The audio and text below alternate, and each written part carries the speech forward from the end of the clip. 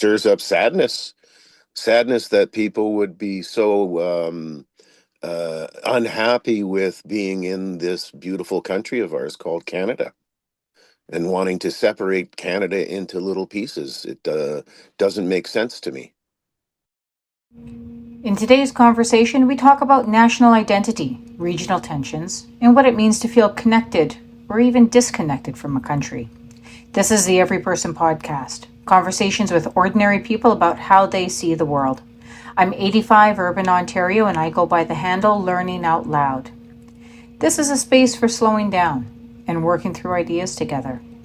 As you listen, you might find yourself imagining what you'd want to ask or where you thought the conversation might go next. If something stood out to you or there's something you wish had been explored more, feel free to share it. We're joined today by 58 small town BC Sailor Boy. He's a retired railroader who's lived in 3 provinces and wants to talk about Canadian unity and separation today. Hello, Sailor Boy. Thanks for joining us. Thank you for having me. Now, you've lived in 3 provinces and seen their ups and downs. When you hear talk about provinces separating from Canada, what does that stir up for you? But stirs up sadness that people would be so unhappy with being in this beautiful country of ours called Canada and wanting to separate Canada into little pieces. It doesn't make sense to me. Sounds like you've seen a fair bit of the country. What do you like about Canada? I like that each province has its charm. Each province has its beauty. So I've driven across Canada all the way to the East Coast. The prairie provinces are different. Each one is different. Um, Alberta is different from Saskatchewan. Saskatchewan's different from Manitoba. Once you hit the Ontario border, all the geography changes, and the people change. So I find the Canada's diversity is its strength and not its downfall. Um, and we are different, and we need to understand that we're not all the same, and we grow up in our area, and we take on those attitudes that you grow up with. And when you go across the country, you'll see that not everybody grew up that way. Not everybody has the same opinion. Not everybody does the same thing. So it's about diversity and differences, not not you know, and that's the beauty of our country. What was it like driving across Canada? What was it like? Yeah. Absolutely fabulous. When we did it, we made a point of driving slowly. We What year also what year was this, twenty roughly? nineteen, 2018, 2019. Yeah, I think it was 2019.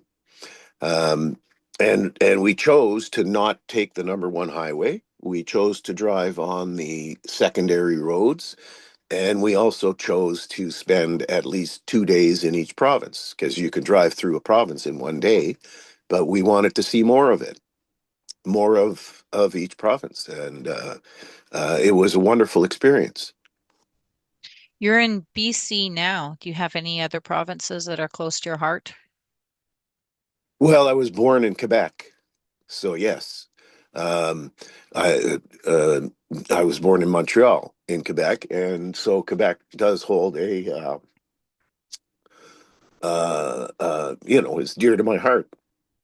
Um, and Quebec has the same issues going on now that as it did when I was young, with this new rise of separatism, and it makes me sad that there's still that. I thought we were done with Quebec separatism. I thought that, having Quebec having gone through the process already, that they were understanding that, like Quebec is an integral part of this country. Can you help us understand and set the stage a little bit? What are some of the issues at play today for Quebec separatism? I'm not exactly sure what's going on in Quebec, but I would imagine it has a lot to do with the different cultures, right? You have the English culture, or we could call it British culture, I guess, and you have the French culture, and they're different. In Quebec, when I was young and they were going through this separatism stuff, it had a lot to do with the language. And after all of that, Quebec did take steps to so-called protect their culture by putting laws in that forbade English language signs, forbade, actually recently, from what I understand, they enacted a law where if you go to a restaurant, even if the server speaks English, they're not allowed to speak English. They must speak French to you. And to me, I have a lot of trouble with that because, in my personal opinion, it's not up to the government to protect culture. Whenever the government gets involved in these things, they always screw it up. And in Quebec, they are essentially forcing out all English, all other religions, because Quebec is a mostly a Catholic province, and Quebec puts laws in where people are not allowed to wear hijabs, for example, which is a religious garb of that religion. And so basically, if you're of that religion, you can't live in Quebec, or you have to conform to their stated religion of Catholicism. And I thought, or I believe, Canada is a country where you get to choose, and you're supposed to have freedom of religion, freedom of language, freedom of all this stuff. But Quebec, unfortunately, doesn't see it that way. They demand that everybody be French. And to put it bluntly, I think Quebec is the most uh, um, racist province in this country. Racist in the sense that you don't have the freedoms that you have in the rest of this country. Um, and again, when I was growing up, um, uh, we had things going on in our country where there were choices to be made whether to be bilingual or unilingual, and each province was given that opportunity to choose. And because I believe it was Pierre Trudeau again that was trying to unify the country, and that's when the federal government became bilingual. You had to speak both languages to be able to work for the federal government. The provinces were given the option to instill that also, and all provinces chose the opposite except New Brunswick. New Brunswick is the only official um, bilingual province in this country.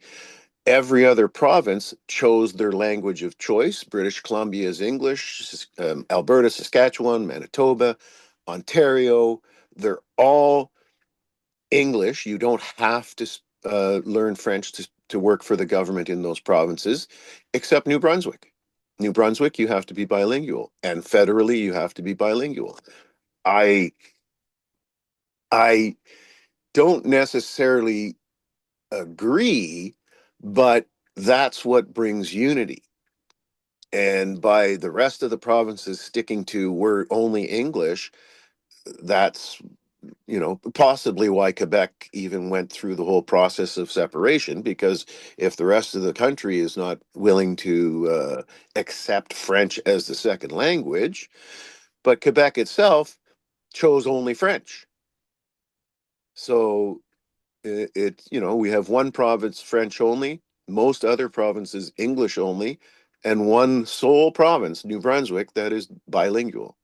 And I don't think that was the purpose behind the bilingualism. It's interesting because it goes back to something you had touched on earlier, which is how we grow up in the various areas in this vast country that we live in and are shaped by the areas that we grow up in. I would imagine that somebody who grew up in Quebec, like you did, would have a very different experience than somebody who grew up in a bilingual New Brunswick or a fairly unilingual on the other side of the country, West Coast province of British Columbia. Yeah. Do you see benefit in that though, in allowing the provinces in a federal structure to be able to make those choices for the people and allow that to shape how their population sees the world and interacts with the world? Well, I'll say it again. Whenever government gets involved, it goes wrong. Um, I grew up in Quebec. I I spoke French and English. I I lived in rural Quebec, so all my friends and neighbors, they were all French. So of course I learned to speak French. It wasn't until I got a little bit older and started going to high school where in the English high school, people would make fun of you if you spoke French. It wasn't accepted. You weren't supposed to be speaking French. And the what I'm getting at is the people themselves without government are easily able to get along French and English and whatever. But whenever the government starts imposing rules and laws, that's when people get upset about it. Because, well, I'm upset if I chose when my kids were young, if I chose to move back to Quebec, they would have no choice but to go to a French school. And being an English speaking Canadian who grew up in Quebec, I find that very offensive. I find that unfair. I'm English speaking. My children are English speaking. And in Quebec, there's a large English speaking community.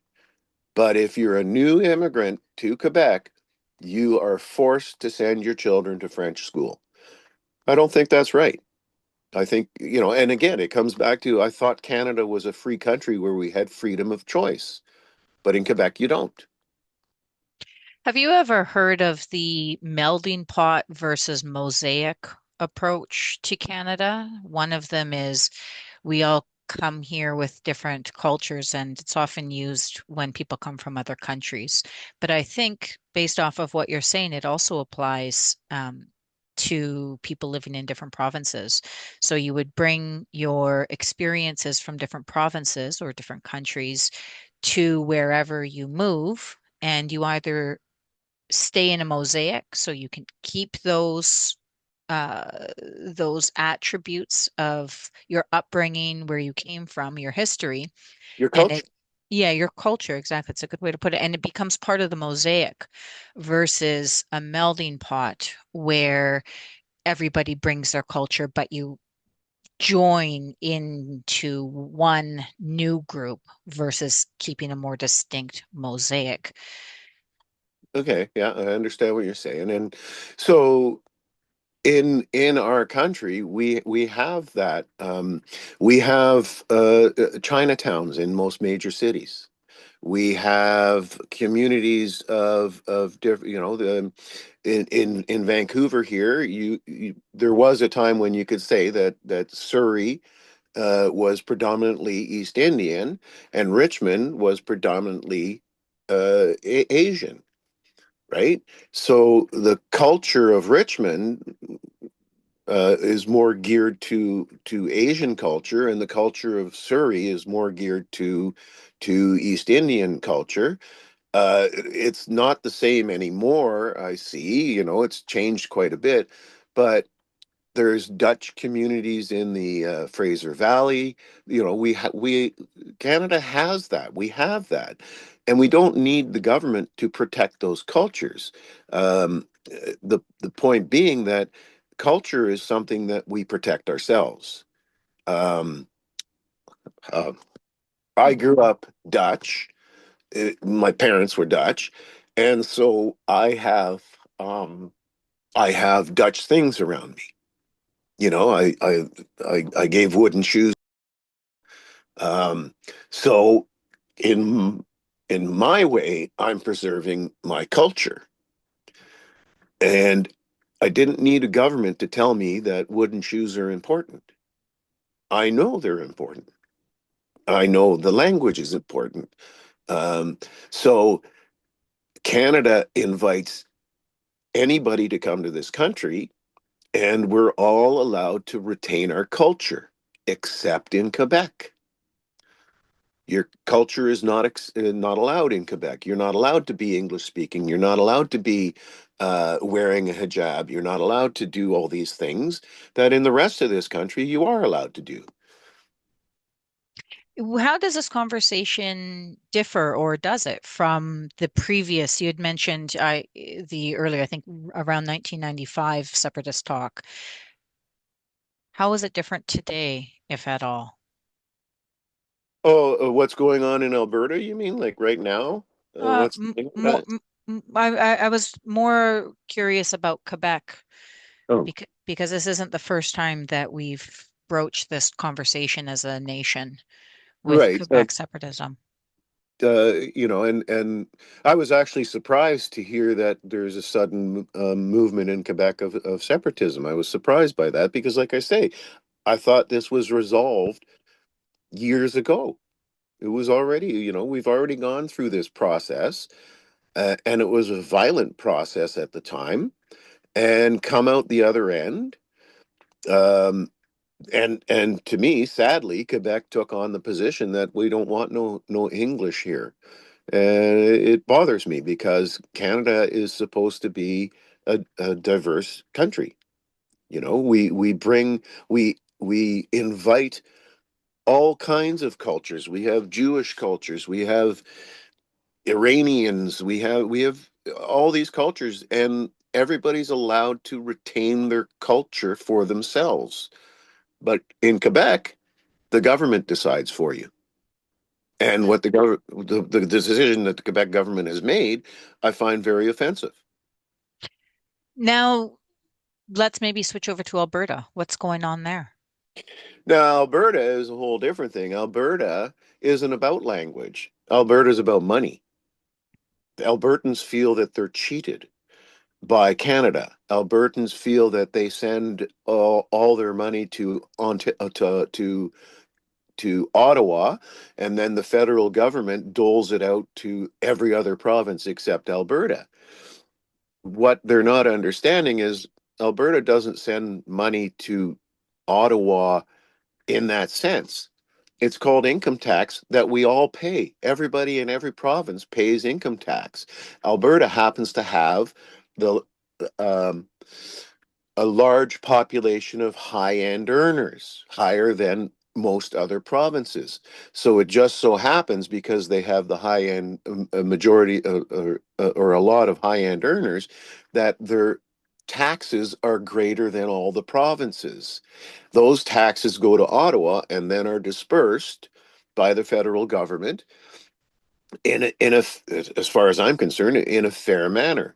But the separatists in Alberta don't see it that way. They see it as their personal money that's being stolen from them, hauled off to Ottawa, and being handed over to Quebec, because Quebec gets the biggest payments out of the what they call the transfer payments. Well, that's because Quebec doesn't have the high income earners that Alberta does, and Quebec and Ontario happen to have the largest populations. So by population, they're getting the biggest transfer payments. And in my opinion, rightfully so. They've got the most people. You know, Westerners, having come from Quebec and Ontario and now living in BC, British Columbia also has separatists in this province who are upset because our votes don't count, is what they say.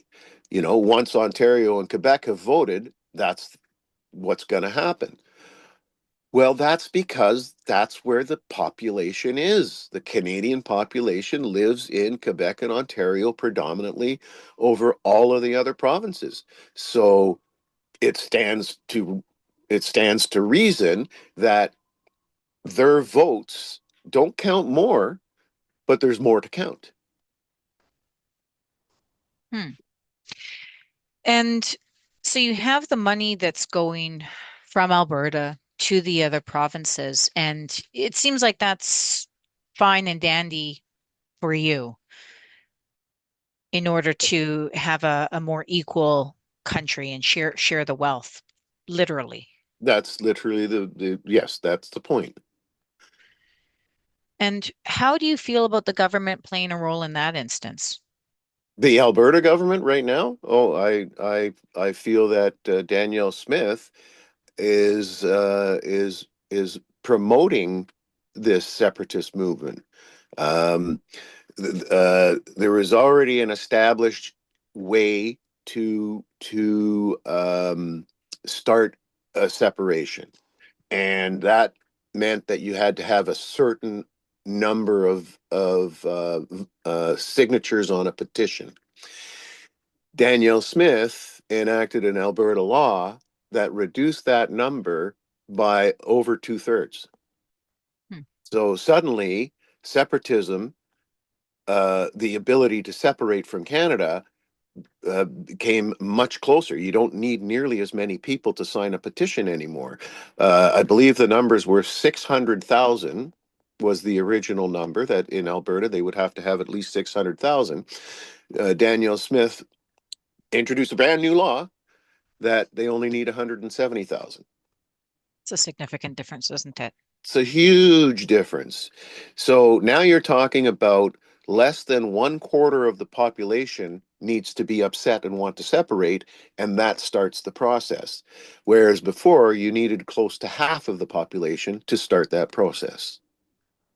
And I find that the I think they're the CPC or CCP government or whatever. They're conservative government, but she is aiding the separatists by making it easier to get get the numbers that will start the process.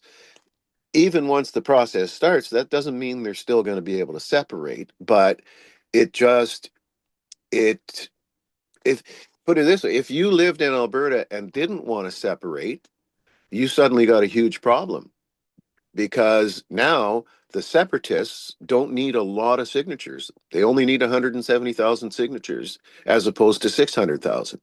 So the people that don't want to separate won't be signing that petition. But that doesn't help because the ones that do want to separate, they might have enough numbers, you know? It I'm just trying to understand what's at stake for Canada here. So if you have a province like Alberta that has money flowing out of it, can you see the argument from their point of view that, what's in it for us, Alberta, to be a part of this federation? Yeah.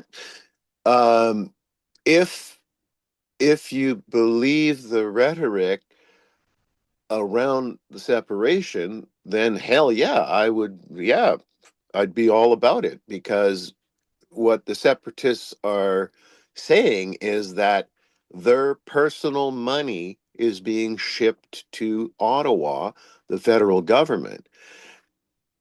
It it isn't the money in their pockets. It's the taxes that everybody in this whole country has to pay.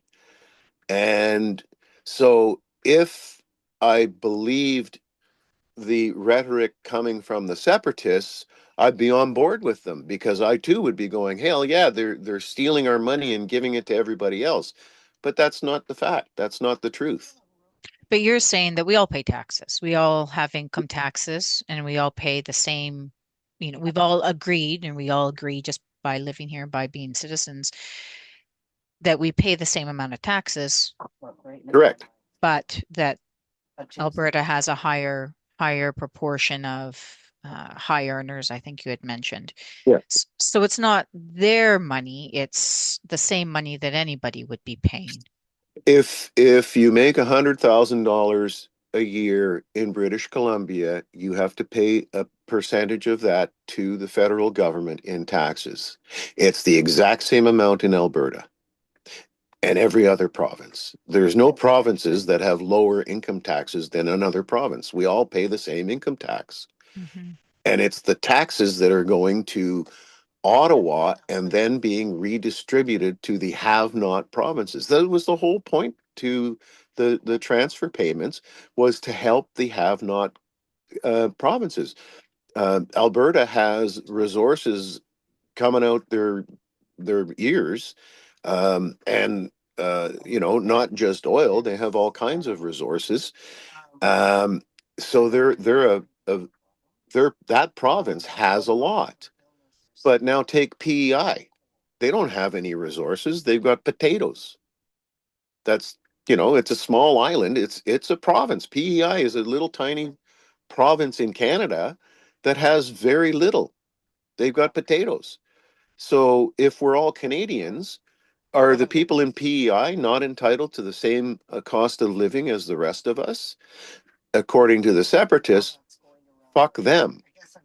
They don't have the resources. Too bad for them. That's not being part of a country. That's being selfish. This is mine, you can't have it. We live in a country that's huge and has multiple provinces and territories. Same thing. Look at the North. In the North, there's, they can't grow food up there. It's too cold.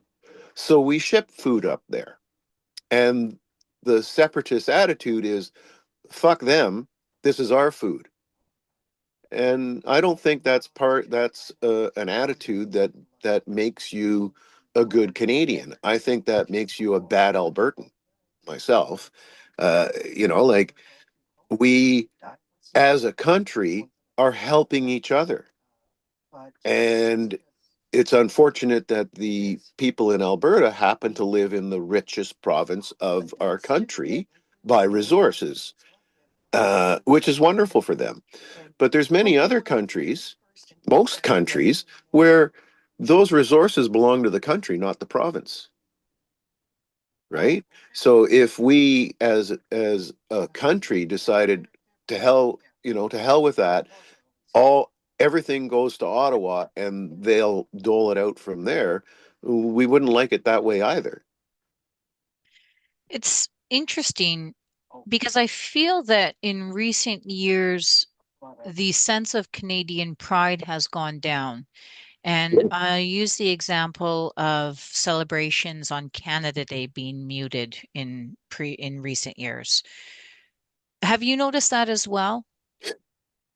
Yes, I have, and I also believe that is hugely it's a political problem.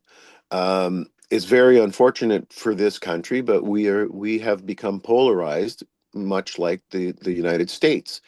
And although we do have four parties to choose from politically, there's really only two parties. There's the conservatives and there's the liberals.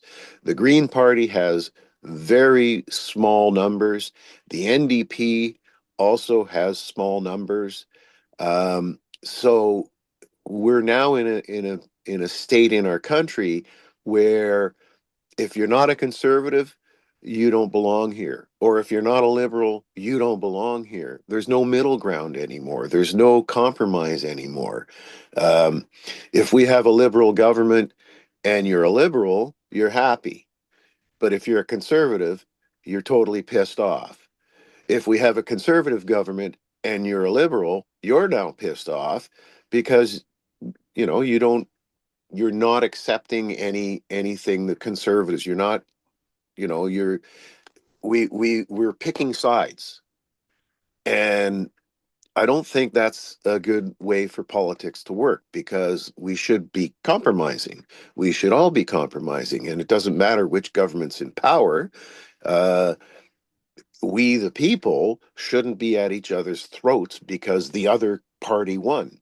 You know, Mark Carney just won his election or whatever, and the comments coming of Alberta are horrible. They literally want him killed, and it's that's very upsetting to me. Like, um, I don't want Pierre Poilievre be killed. In fact, I would like conservative the conservatives to find a better leader myself. But if Pierre Poilievre was the new prime minister of Canada, well, we just have to deal with that and keep moving forward. But separatists or separatist mentality isn't about moving forward. It's more about moving backwards. And like you say, this, Canada Day is no longer the celebration across the country, because if the liberals are in power, then the conservatives don't want to celebrate. If the conservatives are in power, well, then the liberals don't want to celebrate. And it's too polarizing. It's too American. And years ago it started with and it's politics. The politicians used to present a platform and ride on that. Now the politicians just point at the other guy and say he's terrible, and we're right, they're wrong. And it's attack politics now, and it's unfortunate that we're here, but it's an American style of politicking, and it's infiltrated our country. Uh, I think it's would be far more beneficial to go back to the old ways, where you present your platform and you promote it, instead of attacking the other guy's platform, and you know anyway, that's So it sounds very similar to what you were saying before. If you're Dutch, promote your Dutch ancestry to your family, certainly, but to your community as well, and be proud of that, versus looking to hive off and single out and other people. right, like picking on Muslims. Let's all pick on the Muslims, right? Yeah. Yeah, you brought up the idea of you don't belong here. So if you're in a one province, you don't belong here for XYZ reason, whether it's culturally in Quebec, you'd mentioned that at the beginning of the conversation, Yeah. or in Alberta, we don't want to belong here in this country. What can we do to bridge those gaps? This exists in eh, for our country, but what can we do personally to bridge these gaps? Oh, personally, like, uh, Yes. well, the number one thing is don't get on social media to have your arguments, Mm. your discussions, because social media, it isn't discussion. It's my view is correct, yours is wrong, and that's all there is to it. And there's no middle ground. Social media has created a whole environment of you get to sit anonymously behind your keyboard and spout your opinions.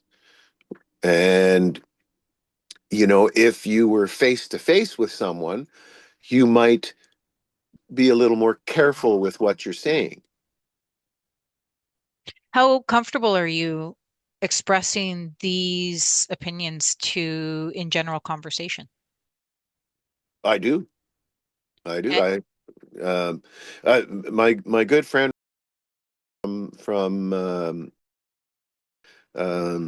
who I um, a few years back, he was visiting me, and we were talking about these things, and he mentioned Quebec's. Uh, um, he talked about how the government's protecting their culture, And I stopped him. I said, well, hang on a sec. Let's, tell me something. What do you consider to be your heritage? So he listed, he's Dutch, like me, he's Dutch. He grew up in Quebec, so he's got French. Um, he listed off a few things that he thought were important. And I said, so that's how that's your culture, right? Your culture. I said, but aren't you missing something? And he looked at me, he said, what do you mean? I said, your mother's Indonesian, and you never mentioned that. So do you need a government to stand over you with a paddle to whack you when you don't talk about her culture? He realized he he realized, oh, you're right. My mother's Indonesian, and that's part of his culture. He has Indonesian stuff in his house, right? And I said, but you're not, by what you just said, you're not protecting that part, but you are because you have it in your house. And you didn't need a government to tell you to put that in your house. So what makes then transfer payments, so the payments from one province, from a province with more money to a province with less money, what makes transfer payments okay for the government to facilitate, but not this cultural policing? Uh, culture is personal. Culture came from my parents. It came from my upbringing. Came from my environment. It wasn't brought to me by a government. I didn't need a government to bring my culture to me. My culture is natural. Transfer payments is got nothing to do with you personally. You're paying your taxes like everybody else. So for the government to handle the money, well, we expect them to. But for any government to impose a culture, I think is wrong. And that's what Quebec does. They impose their culture on anyone coming to their province. They eliminate all other religions and all other languages. And that's not what Canada, I mean, Canada is a land of freedom. You have a right to your freedoms here, except in Quebec. What do you think the Canadian culture is? It's the not the you said it. It's a kaleidoscope of cultures, right? There I don't well, the true Canadian culture would be Indigenous, right? Because they Indigenous peoples have always been here, and the Indigenous peoples have their culture. That to me would be a true Canadian culture. All the other cultures were imported. We all brought our cultures with us. My parents brought their culture. Grandparents came from Germany, whatever. Like all of all of Canada is full of all different kinds of cultures. And pretty much we accept that. Um, kind of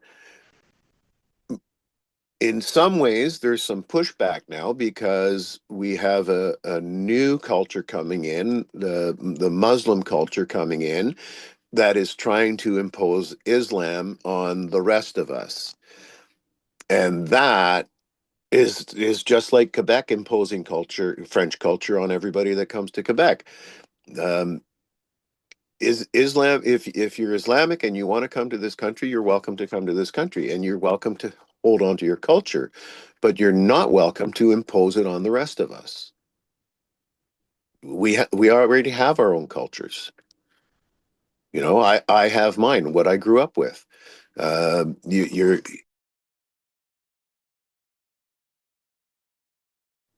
and rightfully so. So this one religion coming into our country is trying to impose their culture on the rest of us. And that's where I will draw the line. Sorry, no. I'm not interested in your Sharia law. I'm not interested in your Quran. I'm not interested in your Allah. And I don't have to be. I don't have to be part of your religion. But unfortunately, that particular religion, as we see in the Middle East right now, what's going on between Israel and Gaza, there is no, you know, for the Muslims, there is no option. Everybody has to become Muslim because that's the only true religion to them. That's the only truth for them. And that's, they don't accept the Jews. Well, I'm sorry, but that's what's going on in the Middle East, and please keep it in the Middle East. That's been going on for over 2,000 years. Don't bring it to this country. Don't bring that conflict here. We don't need it. Is there a role for government in limiting that? Unfortunately, it is up to the government to limit that. Me as an individual, I can only stand up for what I believe in, but the the Muslim faith is very well. The we're all infidels, and we're all to be killed under the Quran. So is it a safety? I'm trying to understand why it's okay for the government to engage with Canadian culture in that instance, but not in a protection of culture in the Quebec instance. Well, I think they're two different things. The it wouldn't be the Canadian government imposing our culture on the Muslims. It would be the Canadian government telling the Muslims, you can't do that here. You can't have your Sharia law here. We already have our own laws. You want to come to this country, then you're welcome to come to this country, but you got to live under this country's laws. You're not going to bring in your own personal laws into this country. That's not protecting a culture, that's protecting all of us from an invasion. How does that sit with a Canadian value that generally focuses on freedom of religion? Because if you're Muslim, you're welcome to come here and have your religion. Where do you I, draw the line? I draw the line when they impose their religion on everybody else. Just like I draw the line with Quebec imposing French on everybody. Mhm. It's, you know, if if you're trying to force people to have a belief or a language or a religion, that's completely different than saying you're welcome in this country and you're welcome to bring your culture, but culture and laws are very different things in my mind. Interesting.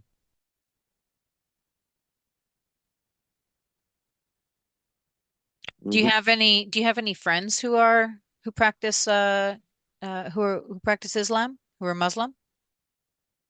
No, no, I don't have a lot of friends.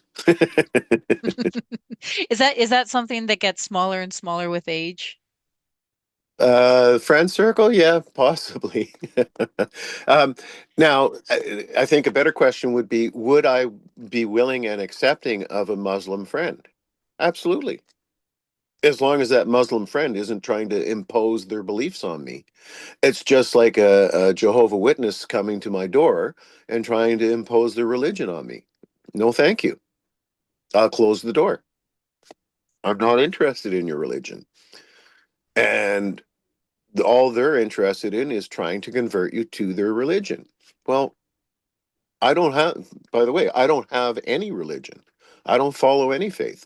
I don't believe in God. I don't believe, uh, I, I think religion plays a very important role because the intent behind all religions, I believe, is morality.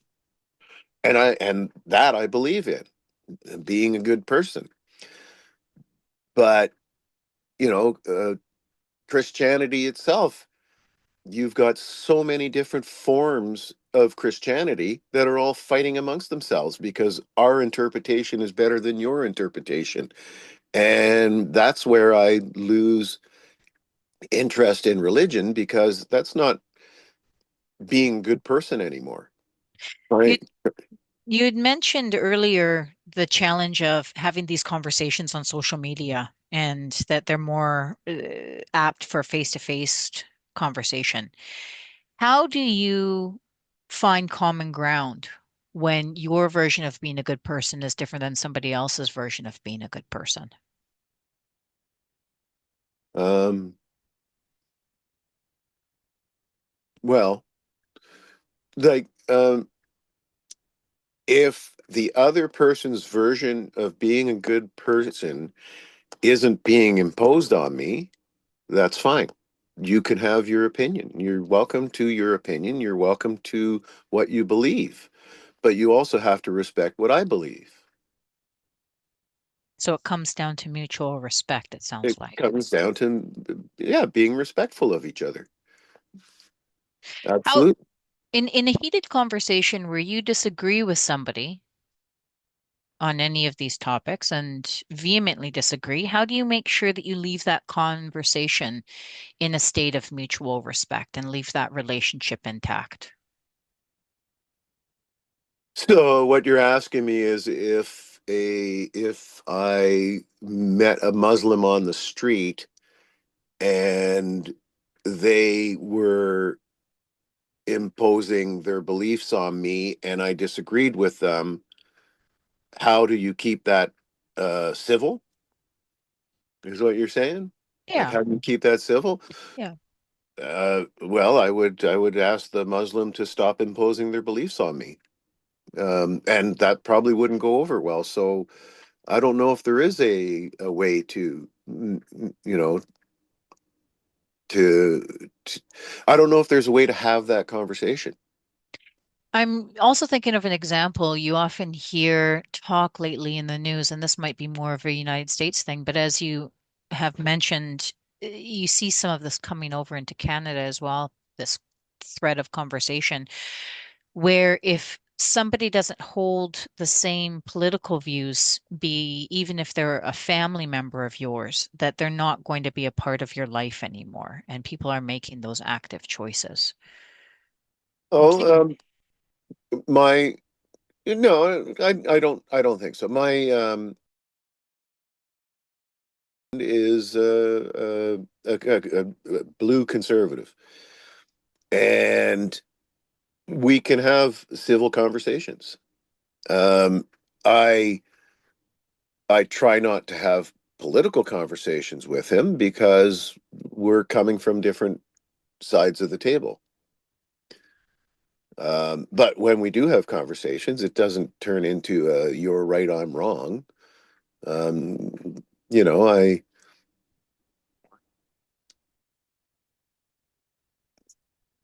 you know, I don't know. so you try to avoid the truly contentious matters, it sounds like. Yeah, no, I wouldn't get into an argument with him. I wouldn't get into a screaming match with him because that just it wouldn't be right. Do you ever talk about politics with them? I try to avoid it. He Yeah. talks. He is always.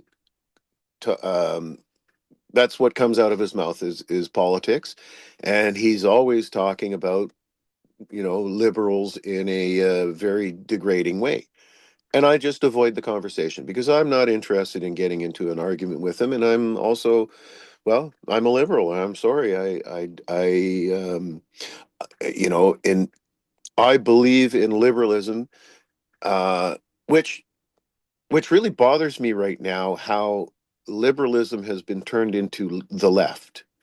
No, liberalism isn't the left, in my opinion. Liberalism is the middle. Uh, Conservatives are on the far right, NDP Green Party's on the far left, and the Liberals are supposed to be in the middle. But recently we had a Prime Minister, Justin Trudeau, who took the Liberal Party way over to the left. Uh, I was really happy when Trudeau got elected, and I'm still happy that Trudeau got elected because I saw the Harper government, Harper type government, selling our country to the Saudis and selling our country to the Chinese. The Chinese own a piece of Canada that people don't even know about, and they have on that land. They don't have to follow any Canadian laws. They can have their Chinese slaves there, whatever they want to do there. And that was Harper that did that. And I don't agree with that. I'm sorry. If the Chinese want to be part of Canada, then they have to be Canadian and and follow Canada's rules. But Harper made it so that they have their piece of land and they can do whatever the hell they want on that piece of land. And I don't agree with that. Um, and to me, that's a conservative way of doing things. And I don't think a liberal would have ever done that. Uh, um, but anyways, the point being that right now we have this huge uh, surge of everybody calling liberals lefties, and I contest that. I say no, that's not. No, I'm sorry.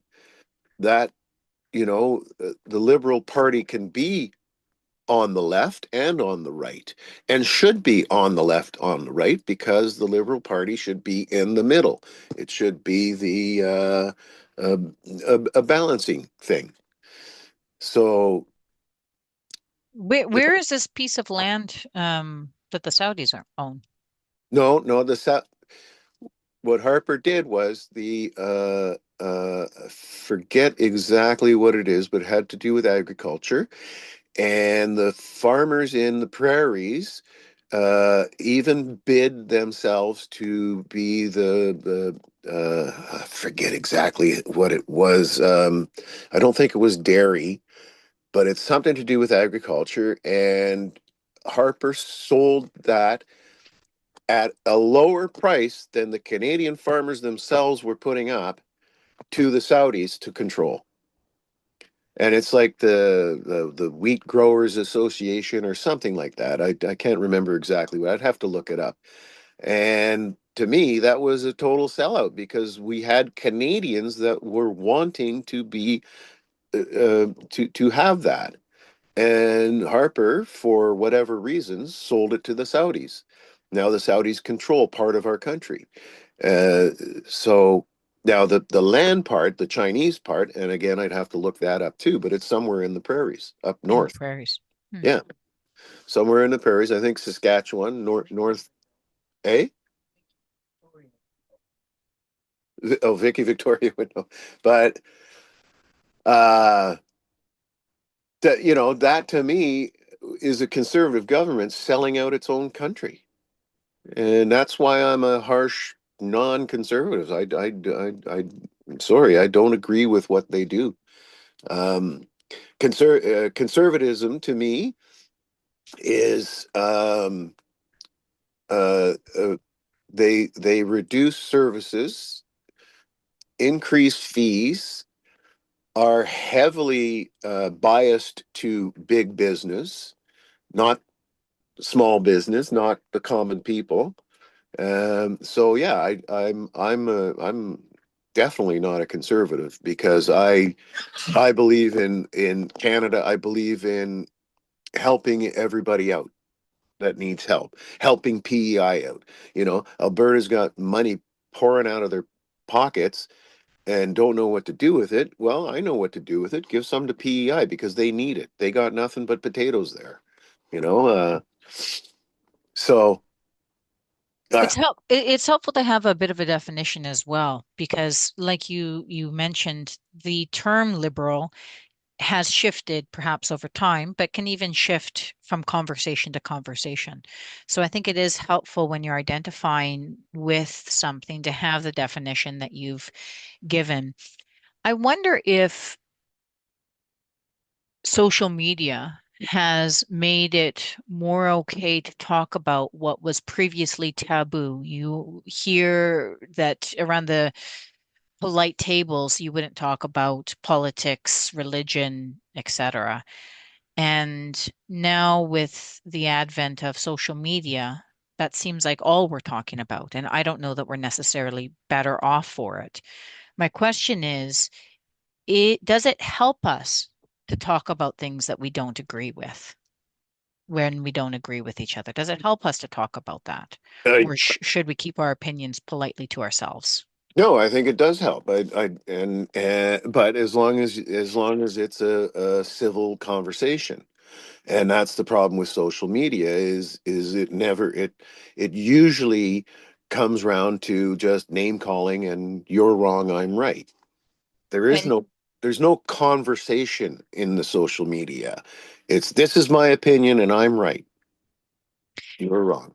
And in the conversation with your family member who talks about what you had referred to as liberals, in it sounded like a bit of a derogatory way, is Yeah. it because of the derogatory slant towards an identity that you hold that shuts down that conversation versus a topic matter, or is there something else there that makes you want to veer away from those topics with him? Yeah, it's because I feel it as a personal attack, Hmm. right? And it's like, hey, dude, I'm a liberal, and all you spew is how horrible liberals are, and he likes me. Like, so how can you like me and at the same time trash my political view? And so the reason I don't engage in those conversations is because I know there's no changing his mind, and the way he speaks about liberals is very derogatory. We're all stupid. We're all morons. We don't know anything, and it's offensive. And I like him too. So rather than get into an argument, and he's also a very intelligent man, so there isn't really a discussion with him. He's got his mind made up, and that's all there is to it. So, I'd rather not have those conversations with him specifically because I'm not going to get my point across. And I'm not as articulate as him. I don't know if I'd be able to get my point across to him. Hmm. So it sounds like having an open mind as well, aside from not being derogatory, having mutual respect when we're talking about these hard topics, that's important, but also having an open mind and Yes. being willing to hear and perhaps see the world from another point of view. Which is hard to do, right? Like I don't think that I can't uh like I understand a conservative perspective. Yes, I do. Um to a degree. But I still lean back towards the middle Do you because think, I'm not a businessman. I don't have a business. So I don't feel that a conservative government is beneficial to me personally. is there anything that you think you could learn, or is there anything that you admire about what you might frame as a conservative mindset? Uh, well, I could have learned to save money better. Which to me is, like the conservatives, they're generally conservatives are high end earners. I believe. I think that's probably a familiar feeling for a lot of people. What do you think people should take away from this conversation? This conversation is, well, because we're talking about Alberta and Quebec separatism mostly, right? The takeaway for me, for other people, would be the to be more Canadian, What does it mean to be more Canadian to you? to be more accepting, to be, like, um, to be Alberta, for that as the example, to not be so goddamn greedy and selfish, and say fuck the rest of Canada. I want all the money in my province, right? Because we're a country. We're not, we live in provinces, but we belong to a country, and the country is a whole. So, and in this country, we have the have and the have-nots, right? So there's a lot of provinces that don't have much. Uh, the eastern provinces beyond Quebec, the Maritimes, those provinces are poor provinces. They don't have a lot. They don't have the resources. They don't have oil. They don't have minerals. They don't have that stuff. What they have is lobsters and potatoes. And when lobsters and potatoes were a big thing, those provinces were doing well. But now everybody grows potatoes, and lobsters are being shipped from other parts of the world. So those provinces, what they used to have isn't so important anymore, or isn't so beneficial anymore. And that's why I believe that the rest of Canada has to help those provinces and hold them up, so that every Canadian has an equal chance. Well, you make me want to go dig out a Canadian flag and fly it high. Good. Thanks for talking with me today. I sure appreciate the conversation. Thank you. It was wonderful. Thank you to 58 Small Town BC, who goes by the handle Sailor Boy, for being willing to share how he thinks about these topics. The people in these conversations are ordinary individuals who have chosen to share their time and their thinking openly.